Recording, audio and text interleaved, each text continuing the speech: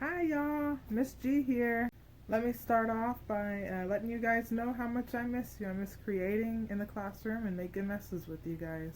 I hope you all are doing well. I hope you're staying safe. I hope you're staying inside, washing your hands, staying socially distant. During this very strange time, I've been keeping myself busy by creating art and making these videos so that you guys can stay motivated and hopefully create art at home as well. Let me tell you what I've been creating. I've been creating some illustrations for a co-teacher here at Spring ISD. She wrote a children's book and she asked for an illustrator. So I created a few illustrations for her book. I'll put some examples right up here.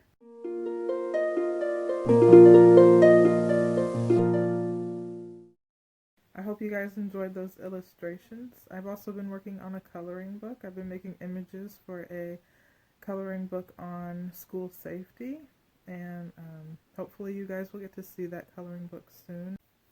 Now, talking about illustrators and authors, I'd like to introduce to you guys The Mixed Up Chameleon by Eric Carle, one of my favorite illustrators and authors.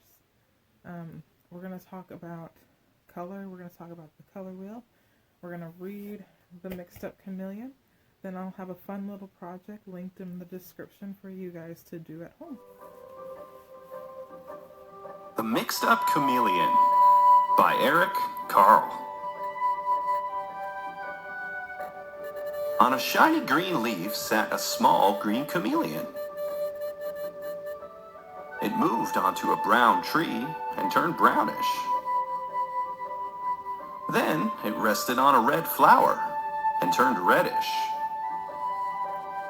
When the chameleon moved slowly across the yellow sand, it turned yellowish. You could hardly see it. When the chameleon was warm and had something to eat, it turned sparkling green. But when it was cold and hungry, it turned gray and dull. When the chameleon was hungry, it sat still and waited. Only its eyes moved, up, down, sideways, until it spotted a fly. Then the chameleon's long and sticky tongue shot out and caught the fly. That was its life. It was not very exciting. But one day, the chameleon saw a zoo. It had never seen so many beautiful animals. The chameleon thought, "How small I am, how slow, how weak. I wish I could be big and white like a polar bear." And the chameleon's wish came true. But was it happy? No. I wish I could be handsome, like a flamingo. I wish I could be smart, like a fox. I wish I could swim, like a fish. I wish I could run, like a deer. I wish I could see things far away, like a giraffe. I wish I could hide in a shell, or like a turtle. I wish I could be strong, like an elephant. I wish I could be funny, like a seal.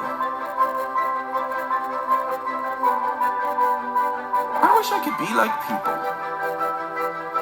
Just then a fly flew by. The chameleon was very hungry.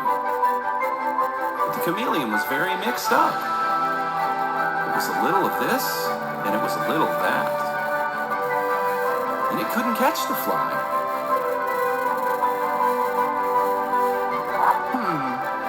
wish I could be myself. The chameleon's wish came true. And it caught the fly. The end. Okay, let's kind of talk a little bit about that book we just read. In the beginning of the book, the chameleon was changing color by the position it was at. So if it was on the tree, it would turn brown. If it was on the flower, it would turn reddish, so forth and so on. In science, that is what we call camouflaging. Some animals have the ability to camouflage. Other animals like this would be an octopus. They're really good at camouflaging. Like deer in the woods, they have that really light brown fur. It helps them camouflage in the thick brush of the trees. The salamander, they kind of stay the color that they are, but they're colors of the dirt and the rocks that they hang on. So the next few pages of the book, it talks about the chameleon changing color according to its mood. When it was happy and it was full, it was green, and when it was hungry and sad or sick, it turned kind of like a grayish color. I thought that was a great example of what we do in art. Sometimes we use color to portray a different mood. Getting further into the story, we start to see what the story is all about. The chameleon feels like it has a very boring life, and it discovers a zoo and sees all these exciting new animals, and it wants to be like these other animals because he feels like he isn't sufficient. Some of you guys might feel that way sometimes. I know everybody kind of goes through some insecurities here and there. And this is a great story to kind of teach you guys about breaking through those insecurities and feeling good about who you are. Talking about color, we've got our red, our yellow, and our blue. Those are our three primary colors. Those colors we cannot create, but we can use those colors and mix them up to create our secondary colors. I'm going to create a color wheel at my house using objects I found around the house. You guys can do this too if you would like. I'm going to start with my three primary colors, which are red, yellow, and blue. I'm going to line the red, the yellow, and the blue up in a circle, but I'm going to leave spaces in between.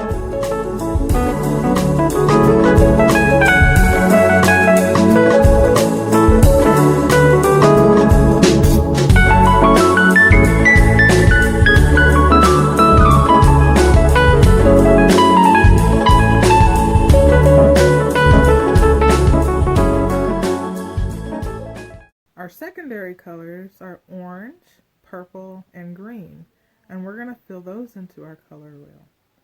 We're going to start with orange. You mix red and yellow to create orange. So we're going to place the orange objects in between the red and the yellow on the color wheel.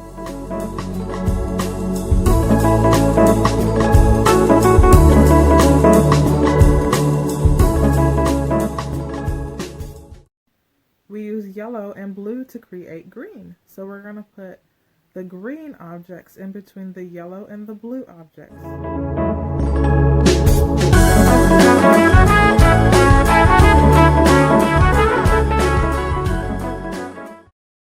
Now you mix blue and red to make purple.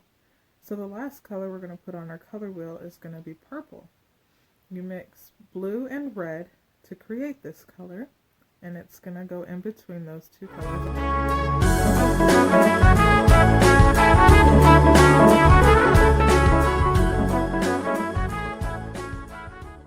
And there you have it. There's our standard color wheel. You guys feel free to do this at home. Now that we've kind of discussed the book, we've read the book, and we've talked a little bit about color, let's get into a little art project. I found this really cute art project that Disney made. It's a Pascal color wheel. You take two plates and you cut out Pascal on one of them, and then you color the other one, and you put a little brad in the center of that plate, and you can twist Pascal around and he changes colors. I thought that was a great art project to go along with the mixed up chameleon. I'm going to share a link down below to that art project so that you guys can do them at home with your family and your friends. send me an email. Once you finished your project, I can't wait to see what you guys have made.